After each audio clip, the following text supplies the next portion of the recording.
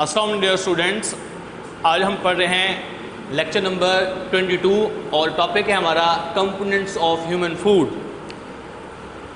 जितने भी एनिमल्स हैं और इंक्लूडिंग ह्यूमन बीइंग, इनको ज़िंदा रहने के लिए एनर्जी चाहिए होती है या इनकी बॉडी के पार्ट्स बनाने के लिए इनको फूड चाहिए होती है। अब ह्यूमन बीइंग या जितने भी एनिमल्स हैं वो फूड जो है वो उन क्या करते हैं, इन्वायरमेंट से लेते हैं, ऑटोट्रॉफ से, जिनको हम कहते हैं प्लांट्स हैं। अब जो प्लांट्स फूड बनाते हैं वो फूड है हम लेते हैं।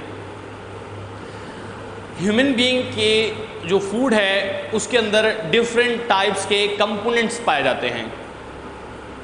वो कंपोनेंट कौन कौन से हैं? वो कंपोनेंट्स हैं हमारे पास carbohydrate, lipids, proteins, vitamin, salts and including water. अब हम उनमें से सबसे पहले कार्बोहाइड्रेट्स को डिटेल के साथ रीड करते हैं। कार्बोहाइड्रेट्स एनिमल्स की बॉडी का सबसे मेन कंपोनेंट है फॉर गेटिंग एनर्जी। कार्बोहाइड्रेट्स को हम अगर डिफाइन करें तो हम कह सकते हैं carbohydrate are known as hydrated carbons. Carbohydrates को केमिकल अगर हम डिफाइन करें तो carbohydrates are the polyhydroxy aldehydes or ketones. Carbohydrates का जो जनरल फार्मूला होता है वो होता है CxH2OY। And when we can say that basic source of energy for animals. Clear?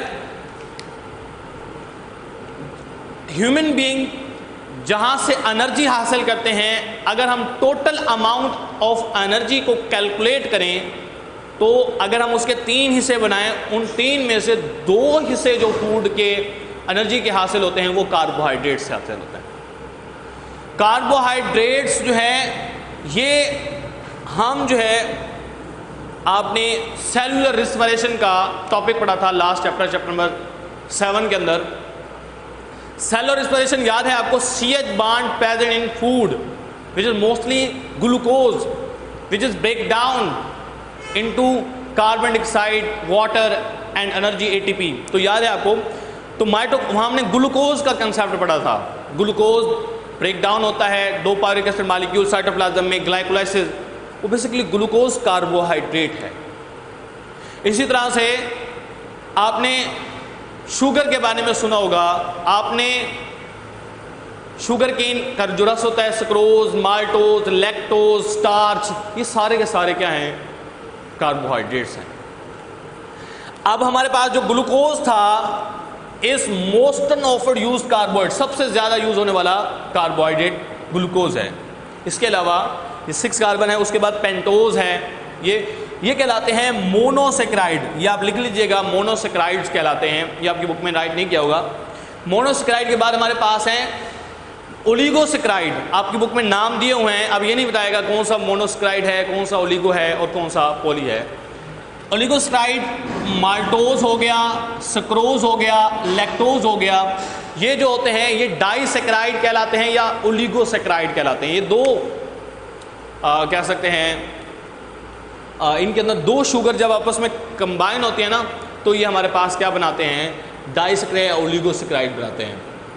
उसके बाद है पॉलीसेक्राइड्स। पॉलीसेक्राइड जो है उनके अंदर हमारे पास स्टार्च हो गया, ग्लाइकोजन हो गया, सेलुलोज हो गया, सेल वॉल के अंदर प्रेजेंट होता है, ग्लाइकोजन जो लीवर में स्टोर होती है, स्टार्च जो प्लांट्स की स्टोर्ड फूड होती है, जो फ्रूट्स के अंदर होते हैं, स्टार्च कहलाते हैं।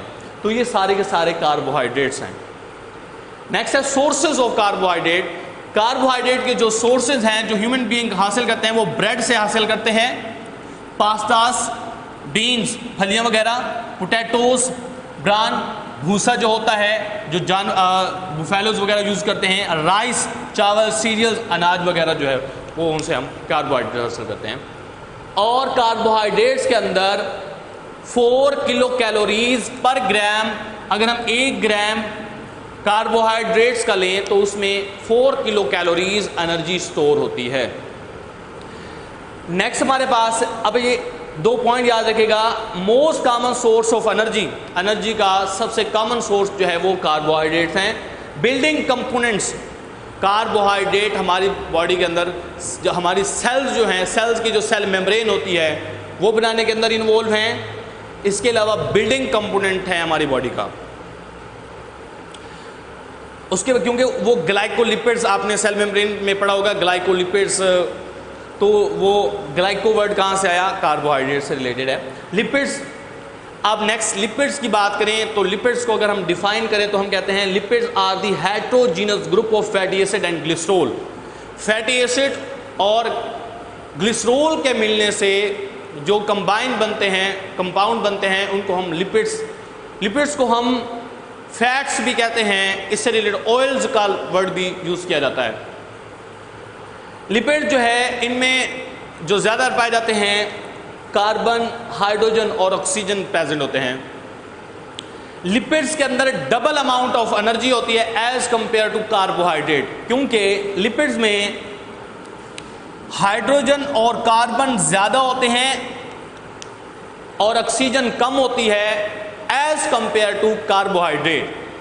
तो 1 ग्राम अगर हम लिपिड का लें तो उसमें से 9 किलो कैलोरीज एनर्जी रिलीज होती है, जबकि 1 ग्राम अगर हम कार्बोहाइड्रेट का लें तो 4 किलो कैलोरीज एनर्जी प्रोड्यूस होती है। उसके बाद हमारे पास हैं टाइप्स। लिपिड्स की 2 टाइप्स हैं on the basis of their fatty acid. There are 2 types of fatty acid. Number 1 saturated fatty acid and number 2 unsaturated fatty acid.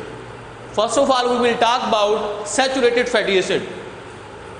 The saturated fatty acid वो होते हैं जिनके अंदर कोई डबल बॉन्ड प्रेजेंट ना हो। तो डबल बॉन्ड प्रेजेंट नहीं होगा तो हम उसे कहेंगे वो सैचुरेटेड फैटी एसिड है। अब सैचुरेटेड फैटी एसिड जो होते हैं, इसकी एग्जांपल अगर हम दें ब्यूटारिक एसिड हो गया, ये क्या होता है? सैचुरेटेड फैटी एसिड, जिसमें कोई डबल बॉन्ड मौजूद ना हो, जिसमें सारे के सारे कार्बन बॉन्ड हाइड्रोजन के साथ अटैच्ड हो। उसके बाद हमारे पास हैं ये सॉलिड होते हैं रूम टेम्परेचर के ऊपर। अगर हम रूम टेम्परेचर के ऊपर सैचुरेटेड फैटी एसिड को रखें तो वो सॉलिड होते हैं, और मोस्टली जो एनिमल्स लिपिड्स होते हैं ये रूम टेम्परेचर पे सॉलिड होते हैं। और बटर की अगर हम बात करें तो इसमें 70% सैचुरेटेड फैटी एसिड होते हैं। इसी तरह से जो सेल मेम्ब्रेन है इसमें फॉस्फोलिपिड्स होते हैं जो सेल मेम्ब्रेन बनाते हैं, ये भी सैचुरेटेड फैटी एसिड, ये आप कह सकते हैं फैटी एसिड। इसमें सैचुरेटेड भी होते हैं और अनसैचुरेटेड भी। उसके बाद सैचुरेटेड फैटी एसिड जो है वो इंक्रीज करते हैं cholesterol level in human being.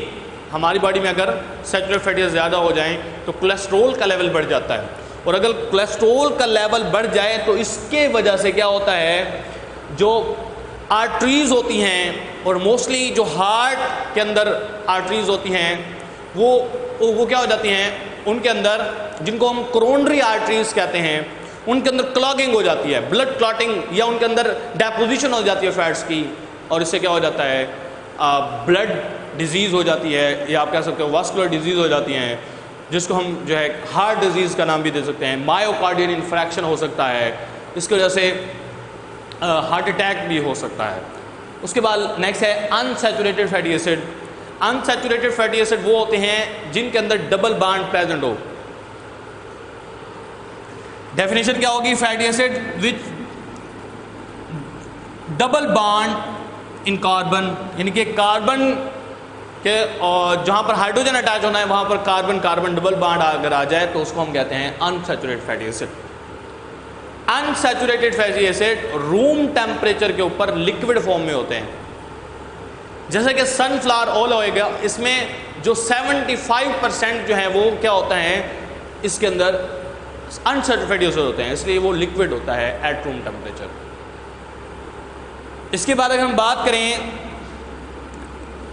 तो रूम टेम्परेचर पे अनसैचुरेटेड फैटी एसिड क्या होंगे, लिक्विड होंगे। और बटर के अंदर 30% अनसैचुरेटेड फैटी एसिड होते हैं, जबकि सनफ्लावर ऑयल के अंदर 75% अनसैचुरेटेड फैटी एसिड होते हैं। उसके बाद हम लास्ट में बात करते हैं फंक्शंस की। फंक्शन है, तो जो लिपिड्स हैं इनका फंक्शन होता है हमारी बॉडी के अंदर जो सेल मेम्ब्रेन है इसको बनाना। इसके अलावा हमारी बॉडी के अंदर जो हार्मोन न्यूरॉन्स होते हैं, न्यूरॉन्स के ऊपर एक लेयर होती है जिस लेवर की वजह से वो नर्व्स बनते हैं और गैंग्लियन बनते हैं, जिसको आप जाकर 10th क्लास में पढ़ोगे। तो न्यूरॉन्स के सेल के ऊपर एक लेयर होती है, वो भी किससे बनी होती है? लिपिड से बनी होती है। और हार्मोन्स बहुत सारे हैं, वो भी किससे बने होते हैं? लिपिड से बने होते हैं। लास्ट में हमारे पास है एनर्जी। ये शुरू में मैंने बता दिया था 1 ग्राम जो लिपिड्स का होता है इसमें 9 kilo calories amount of energy store होती है। और सोर्सेज की बात करें तो मिल्क, बटर, चीज़, एग, मटन, फिशेस, मस्टर्ड और सीड, कोकोनट और ड्राई फ्रूट्स जो हैं इनमें जो है ज़्यादा अमाउंट में लिपिड्स जो है वो स्टोर होते हैं। तो यहाँ पर हमारा लेक्चर एंड होता है। थैंक यू क्लास, अल्लाह हाफ़िज़।